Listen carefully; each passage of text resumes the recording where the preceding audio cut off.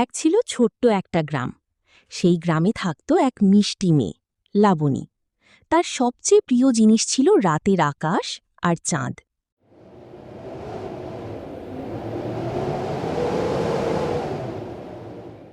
চাঁদ মামা, তুমি এত দূরে কেন? একদিন পূর্ণিমার রাতে আকাশ থেকে নেমে এলো এক ঝলমলে আলো। লাবণী, তুমি কি চাঁদের দেশে যেতে চাও? সত্যি? আমি কি পারবো?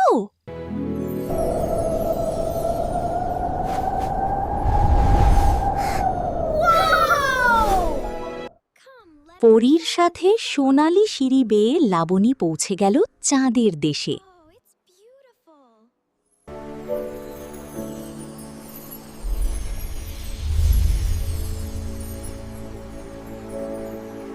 ওয়াও, সবকিছু কত সুন্দর!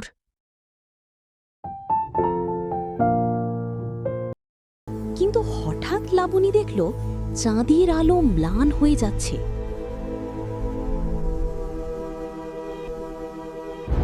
এক দুষ্ট ছায়া দৈত্য আলো চুরি করছে। লাবণী সাহস করে বলল সে সাহায্য আমি করবে। ভয় পাবো না, আমি সাহায্য করব।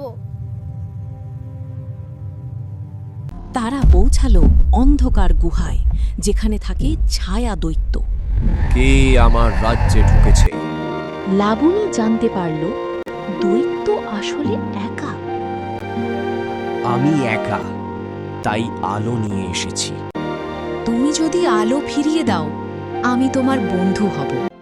দৈত্য আলো ফিরিয়ে দিল, আর চাঁদের দেশ আবার উজ্জ্বল হয়ে উঠল। লাবণী পৃথিবীতে ফিরে এলো, কিন্তু সে কখনো সেই রাত ভুলল না। আদমামা, আমি আবার আসব।